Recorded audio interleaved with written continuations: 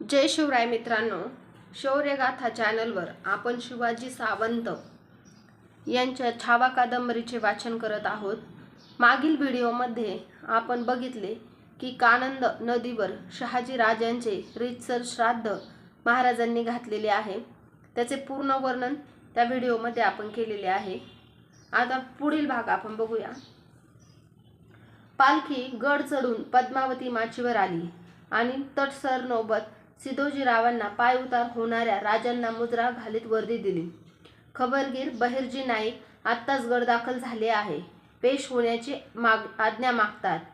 सिदोजींच्या वर्दीबरोबर राजांच्या कपाळी आढ्यांचे जाळे दाटले। धीर गंभीर आवाजात ते म्हणाले, माचीच्या सदरेवर पेश करा बहिर्जींना।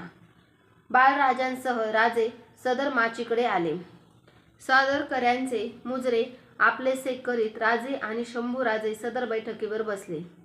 बसता बसताच हातखून करून त्यांनी सादरकरांना निरोप दिला। एक एक सदरकरी मुजरा भरत बाहेर पडला। सदर रिकामी झाली। बहिर्जींना पेश करून सिदोजी थोपटेही सदर चौका बाहेर पडले।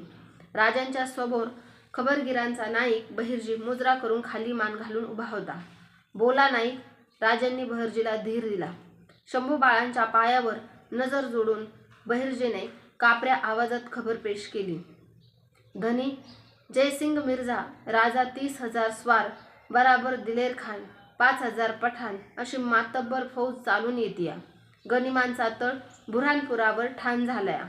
जाग जागच्या जमेती येऊन जयसिंगाच्या फौजेत दाखल व्हायला लागल्या। बहिर्जीचा ऊर कोंदाटला। ती खबर ऐकताच राजे सदर बैठकीवरून तरक उठले। त्यांच्या हाताची बोटे छातीवरच्या कवड्यांवरून सरसर फिरू लागली। मनात विचारांची घोडी धावू लागली।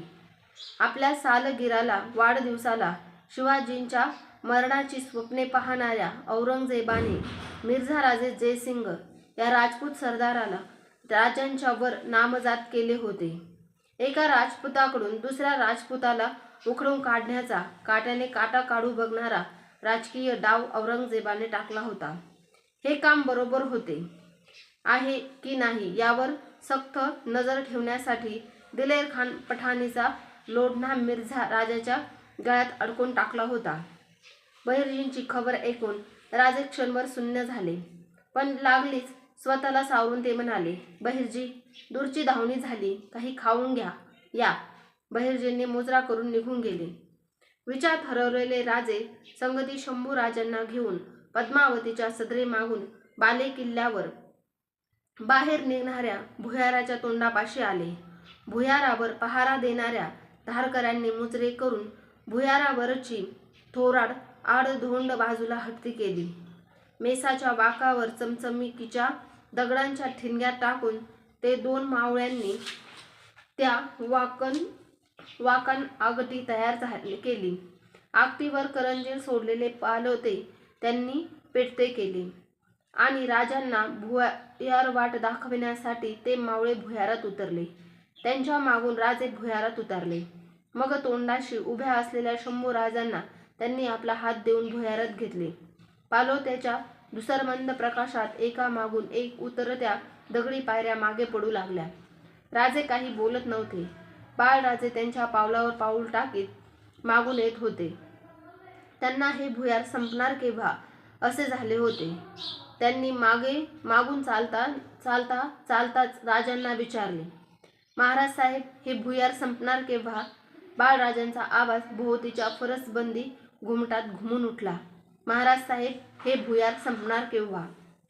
त्या घुमत्या आवाजाने राजे क्षणभर जागीच खिळल्यासारखे झाले।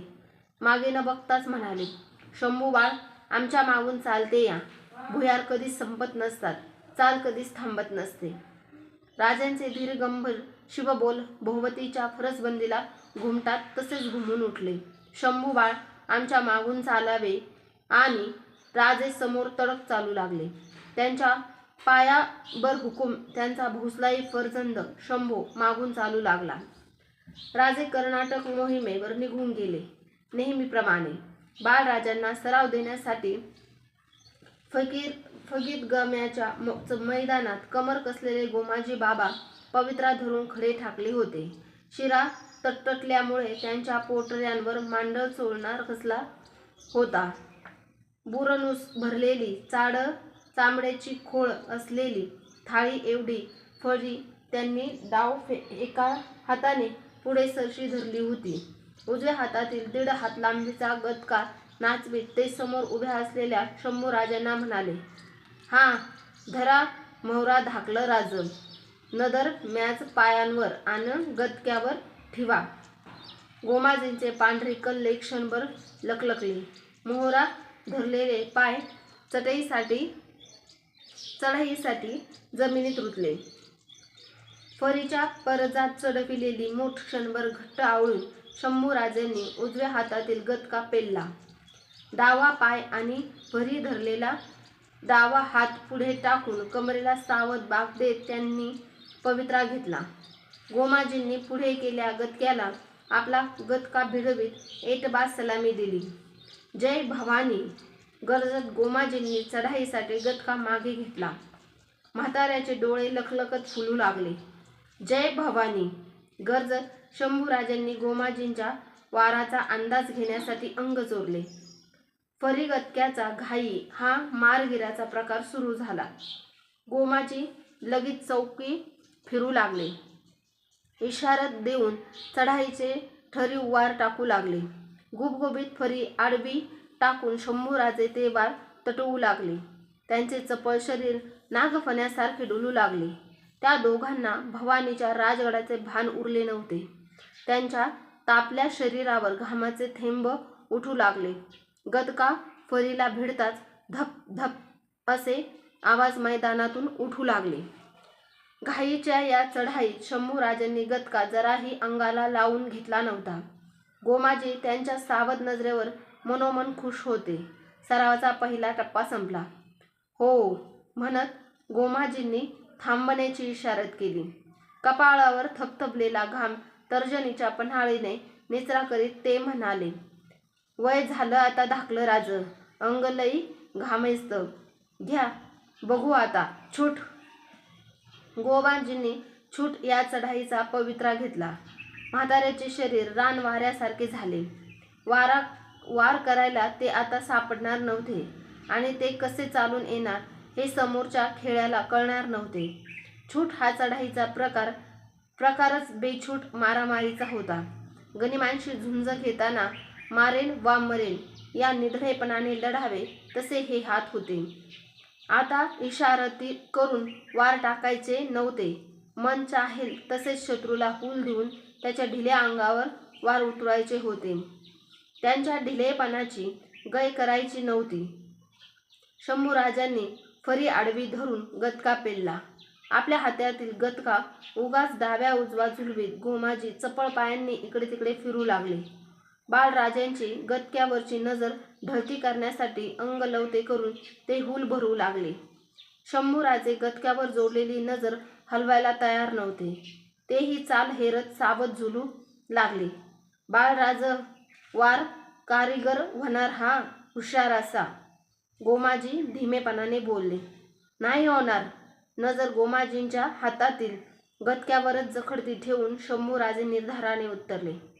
एकाएकी गोमाजींनी आपल्या हातातील गदका एकदम उंच उठविला आणि बाळराजांना गोंधळून टाकण्यासाठी नरड्याची घाटी फुलवीत "हार हार महादेव" अशी अंगावर काटा उठवणारी जोरदार किलकारी दिली. त्या किलकारीने शंभूराजे बिचकले. त्यांची फरी आडवी टाकायची चुकली. वार डोक्यावर होणार म्हणून त्यांनी फरी डोक्यापर्यंत वर उचलली आणि काय होतंय हे कळायच्या आतच गोमाजींच्या गदक्याचा जबरदस्त वार त्यांच्या छातीखाली आदळला. त्या कळीसरशी सनकलेले बाळराजे कळवळून उठले. एकदम हातातील गदका फेकून देऊन धावत जाऊन गोमाजींनी वार केलेल्या जागेवर आपला तळवा दाबून धरला. त्यांच्या थरथरलेल्या पांढऱ्या मिशांतून शब्द आले, "तुम्हावं असा वार टाकताना जीवाला काय वाटतंय कसं सांगावं. पर बेहुशार राहू नका. हत्यार चालवायचं म्हणजे दिल तयार असावं लागतं. लढाई ह्या परस लई मोठा गरादोळ उठतो. बाळराजा तेच कस खाऊन नाही भागायचं." गोमाजींच्या इमानी डोळ्यात पाणी उभे राहिले. त्यांच्या हातात हात बाजूला परता सारीत शंभूराजे कडवे म्हणाले, आम्ही कच खाणार नाही. घ्या मोहरा गोमाजी बाबा. पुन्हा छूटची मारामारी करण्यासाठी पवित्रे घेण्यात आले. शंभूराजे छातीवरची कळ विसरून गेले. त्यांच्या डोक्यात डावपेचांच्या विचारांची घोडी दौडत होती. समोर गोमाजी बाबा आहेत त्यांचा त्यांना विसर पडला. त्यांना फक्त गोमाजींच्या हातातील गतका आणि त्यांचे पाय दिसू लागले. आज आपण इथेच थांबूया. आज आपण बघितले की मिर्झा जयसिंग 30,000 स्वार, 5,000 पठाण आणि दिलेर खान सोबत घेऊन स्वराज्यात आला. मिर्झा जयसिंग हा औरंगजेबाच्या सेवेत होता. आतापर्यंत औरंगजेबाने मुस्लिम सेनापती महाराजांचा पराभव करण्यासाठी पाठवले होते. आता मात्र त्याने वेगळीच खेळी खेळली. मिर्झा जयसिंग हा हिंदू होता म्हणून एक हिंदू राजाला दुसरा हिंदू राजाच्या समोर उभे केले होते. कारण मिर्झा सिंग हा हिंदू असल्यामुळे महाराज त्याच्या विरोधात जाणार नाही आणि गेले तर मिर्झा राजा हा महाराजांच्या डाव प्रतिडावाला चोख उत्तर देऊ शकतो. म्हणून औरंगजेबाने ही खेळी खेळली होती. आजचा हा भाग आपल्याला कसा वाटला ते कमेंटमध्ये नक्कीच सांगा. व्हिडिओ लाईक करा, शेअर करा आणि शौर्यगाथा चॅनलला सबस्क्राईब करा. मागील व्हिडिओची लिंक मी डिस्क्रिप्शनमध्ये दिलेली आहे. तेथे जाऊन तो व्हिडिओ नक्की बघा. जय शिवराय, जय शंभूराजे.